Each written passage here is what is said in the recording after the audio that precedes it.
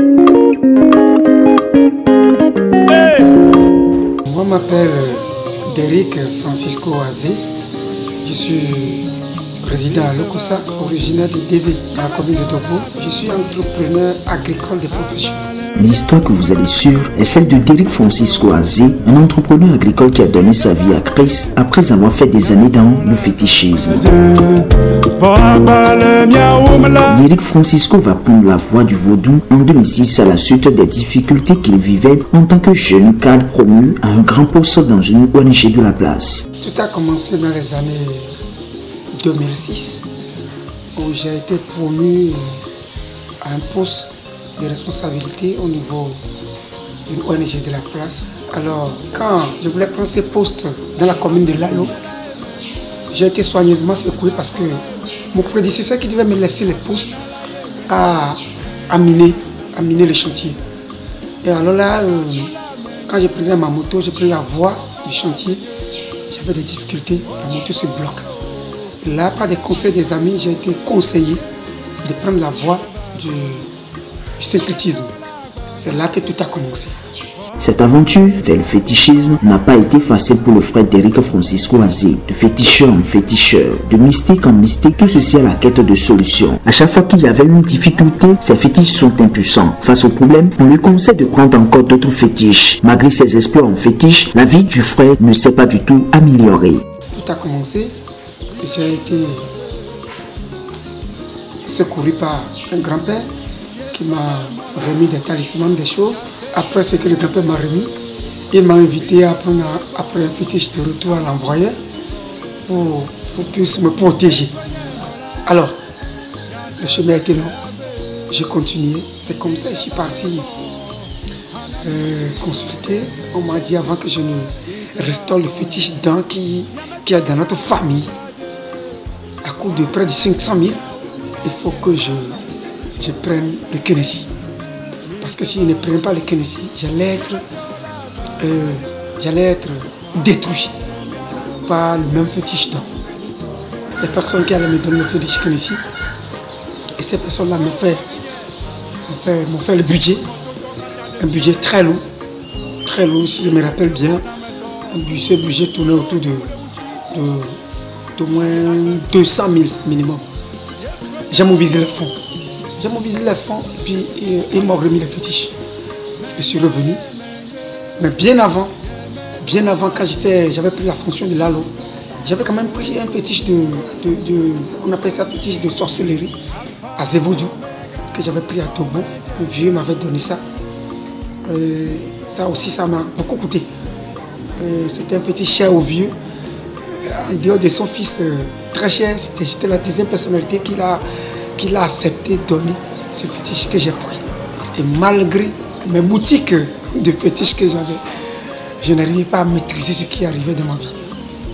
C'est comme ça, un jour, j'ai perdu, j'ai eu des tentations, je suis tombé dedans. Et j'ai perdu mon boulot. Mes enfants qui ne tombaient pas malades ont continué de tomber malades. De maladie à maladie. De maladie à maladie. Malgré ça, je continuais de m'enliser. Ceux qui disaient aux frères de laisser ses fétiches afin de suivre Christ qui donne la vie et le secours gratuitement ne réussissaient pas. À chaque fois qu'ils évangélisaient le frère, c'est à ce moment qu'il fonce plus dans le fétichisme. Pour lui, la bonne vie est dans le vaudou. Sincèrement, à un moment donné, la chose me révolte. Et je n'écoutais même pas les gens qui me donnent des conseils pour dire de revenir sur la voie de Christ. De revenir sur la voie de Christ. Je n'écoutais guère ces conseils. De 2006 à 2018, 12 ans que le frère a cherché la solution à ses difficultés, à ses nombreuses souffrances et grincements de dents, dans le vaudou, dans les lieux occultes et bien d'autres endroits sataniques, sans avoir trouvé la solution. 12 ans derrière les féticheurs, mais rien. Le frère avait le dos mûr. Sa cadette était sur le lit d'hôpital et est sur le point de mourir. Il n'y avait plus d'espoir. Le chaos est venu le 4 juillet, où ma fille, ma cadette, elle s'appelle Divya Joey. Cette fille est tombée malade. Et elle devait mourir. Elle devait mourir le jour même de son anniversaire, où elle devait avoir 5 ans. Dieu est grand. Dieu est grand. Le jour-là, j'attendais un fonds pour me lancer dans mes activités agricoles. Le fonds arrivait. quand la fille a fait une crise. Elle vomissait. J'ai tenté, j'ai appelé. Dites-vous de vous à moi que les fétichistes sont fatigués. Les gens qui m'assistaient même sur le plan du spiritualisme sont fatigués. Parce que chaque fois, c'est moi. Mais beaucoup ne voyaient plus rien. Quand ils font consultation, ils disent non, il n'y a rien, ça va aller. Il n'y a rien, ça va aller. Alors que ce que moi j'endurais, c'était dur. C'est à ce moment précis où il était chaotique qu'il s'est rappelé d'un frère qui lui avait parlé du ministère international de la transfiguration de Christ, le ministère Ouridjidji de l'homme de Dieu, le prophète Wilfrid Asoba, alors qu'il avait déjà bafoué le frère en question parce qu'il lui avait parlé de Christ. Le sang coulait dans la narine de la fille. Ma fille saignait. Ne savant pas quoi faire, je me suis dit, il faut que, enfin, j'appelle un beau-frère qui est fidèle au niveau de l'église, du ministère international de la transfiguration du Christ. Je ne connaissais même pas le nom du ministère. Parce qu'il était déjà venu me voir à la maison, me parler du ministère, mais je l'ai bafoué. Je n'ai pas écouté, je l'ai rejeté. Mais quand j'étais fatigué, je suis parti le voir pour lui dire, mon frère, ta fille, ma fille, Divya Joé, est malade. Et encore malade. Et on est à l'hôpital. Et j'ai besoin que tu m'emmènes chez l'homme de Dieu. L'homme de Dieu dont tu parles. Pour que l'homme de Dieu éclaircisse ce qui me perturbe. Parce que là où je suis fatigué. On est en train de discuter. Quand je reçois un appel pour dire la crise est encore revenue à l'hôpital. Et les infirmiers ont démissionné. Et qu'il faut que je vienne vite tout de suite. C'était mon épouse qui m'appelait. Notre frère s'est précipité. Il a pris son épouse et on s'est rendu à l'hôpital. En allant, il a pris une huile qu'on appelle l'huile d'onction. Le voici. Il a pris l'huile d'onction. Et il a pris aussi l'eau de partenaire. Et ils l'ont oint de l'huile. Et ils l'ont oint de l'eau de faveur avec l'huile d'onction. En moins de 20 secondes, ma fille a commencé à vomir des caillots de sang. Des caillots de sang. Des caillots de sang. Mais j'avais eu peur. Pour moi, c'est que ma fille allait être sauvée. Mais c'est quoi encore? La maladie s'aggravait. Je disais, mais est-ce que c'est l'eau ou bien c'est l'huile qui ont aggravé la chose? Mais les caillots de sang que la fille a vomi, si on pouvait les évaluer, dépassaient demi-kilo. Et c'était du caillot de sang que la petite fille a vomi. Le beau-frère me disait, une fois si tu as la foi, on peut me rentrer à la maison. Ta fille est guérie. J'ai dit, ok, aujourd'hui, je vais voir vraiment les miracles. Je vais voir ce qui va se passer. Alors, on nous a prescrit un médicament qui coûtait 3500, qui allait arrêter le vomissement du sang et le saignement par les narines. Mais de vous à moi, le médicament, le produit, je le détiens encore. On ne l'a même pas injecté à l'enfant. Le sang a coupé. La fièvre a chuté. Et ma fille, jusqu'à aujourd'hui, est vivante. Est très vivante. Et en pleine forme. Vous qui nous écoutez maintenant et qui doutez encore de l'utilisation de l'huile d'onction, la Bible dit, si quelqu'un est malade, qu'il aille voir les anciens et que les anciens fassent usage de l'huile d'onction pour prier pour le malade. Et la prière de la foi va guérir la personne. L'huile d'onction, sans qu'on n'ait pas vu l'homme de Dieu, l'huile d'onction du ministère, c'est ça ils ont utilisé et Dieu a libéré l'enfant. Et à cause de ça, ils ont reçu Christ maintenant. Amen. Amen. Ce miracle a touché le frère d'Éric Francisco Azé. Il ne s'en revenait pas que Dieu puisse opérer un si grand miracle dans la vie de sa fille. Lui qui pensait que ses fétiches étaient plus puissants, il s'est rendu compte que les fétiches l'ont déçu à chaque fois qu'il avait un besoin d'eux. La conclusion, seul Dieu est souverain. Mon frère, je ne pouvais pas voir tous ces miracles et attendre encore une journée. J'ai commencé par déranger l'homme de Dieu. Malgré son programme chargé, il m'a dit, ramène les fétiches. Il a dit, mais ne savant pas que c'était des tas, c'était toute une boutique de fétiches. J'ai ramené avec presque, je pouvais même 16 médias, mais j'ai fait 10 Kloboto. Parce qu'on a fait des tours. Et les voici, ces fétiches. Ces fétiches, ça. Nous les avons détruits. J'avais peur, il y en a même dedans. Quand tu vois, même personne ne les voit avec moi. Zéro sans question, personne ne va. Quand tu vois ça, même le féticheur qui l'a fait ne peut pas voir ça.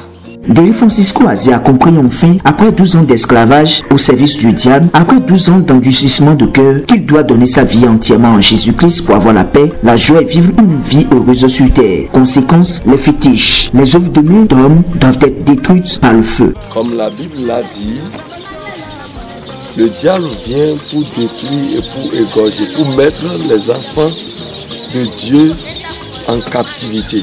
Mais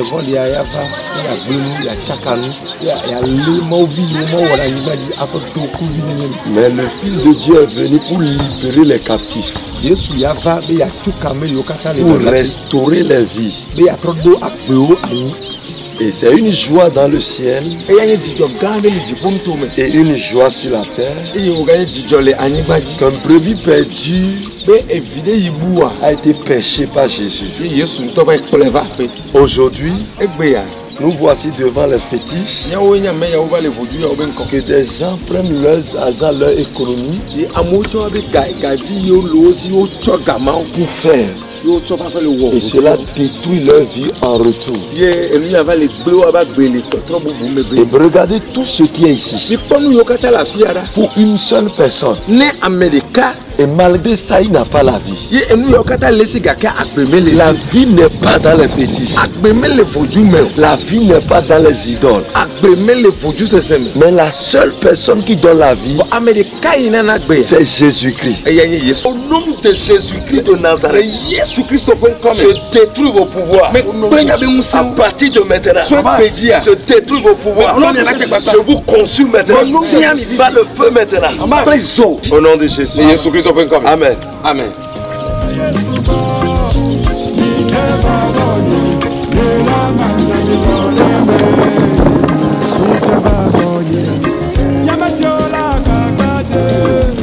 La Bible déclare dans le livre de Matthieu en son chapitre 11 verset 28, « Venez à moi vous tous qui êtes fatigués et chargés, et je vous donnerai du repos. » La Bible ira plus loin en affirmant dans le livre de Jean, chapitre 3 verset 16, « Car Dieu a tant aimé le monde qu'il a donné son Fils unique, afin que quiconque croit en lui ne périsse point, mais qu'il ait la vie éternelle. » Dieu est véritablement le seul qui donne une vie heureuse et éternelle. Aujourd'hui, le frère Derrick Francisco Azé vit cette vie heureuse avec sa famille et sa fille qui se porte à merveille. J'ai commencé à fréquenter l'église avec joie. J'ai vu une fraîcheur dans ma vie.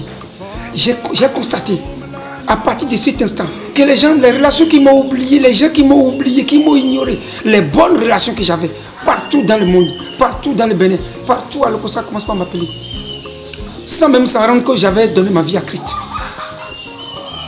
Et pire, ceux qui ont appris que j'ai donné ma vie à Christ me disent des félicitations, m'appellent, parce qu'ils n'en revenaient pas. Même là, ma famille, les gens de ma famille qui ont appris ça ont été étonnés. Christ est bon. J'ai béni encore une fois le Très-Haut qui a envoyé les serviteurs, les prophètes et les prophètes à Soba sur la terre sainte de l'Okosa. Oui, je le bénis parce que sans lui, je ne serais pas libéré. Comme lui, Dieu te parle maintenant. Il t'appelle. Il veut que tu viennes à la fontaine d'eau vive pour t'approuver gratuitement. Car il dit dans le livre de Ésaïe chapitre 55 verset 1, « Vous tous qui avez soif, venez aux eaux. Même celui qui n'a pas d'argent, venez. Achetez et mangez. Venez acheter du vin et du lait. Sans argent, sans rien payer. C'est la bénédiction de l'Éternel qui enrichit et ne la fait suivre d'aucun chagrin. Vous avez besoin du secours divin pour que votre vie change aujourd'hui. Dieu est le seul qui opère dans votre vie sans vous poser des conditions qui pourront envenimer votre vie. Cette grande famille du ministère international de la transfiguration de Christ qui a accueilli aujourd'hui Derrick Francisco Azé est encore prête pour vous accueillir gratuitement afin de trouver la solution aux nombreuses difficultés que vous vivez dans vos maisons, dans vos foyers et autour de vous. Il suffit de venir chez nous à l'Okosa dans le Mono au Péné, à Saint-Bédoulavon qui fait face au portail de l'Épée comme 2 et Dieu va changer votre histoire. Vous pouvez nous contacter également en cas de difficulté au contact ci-après, plus 229 94 39 89 32 ou plus 229 96 93 28 96.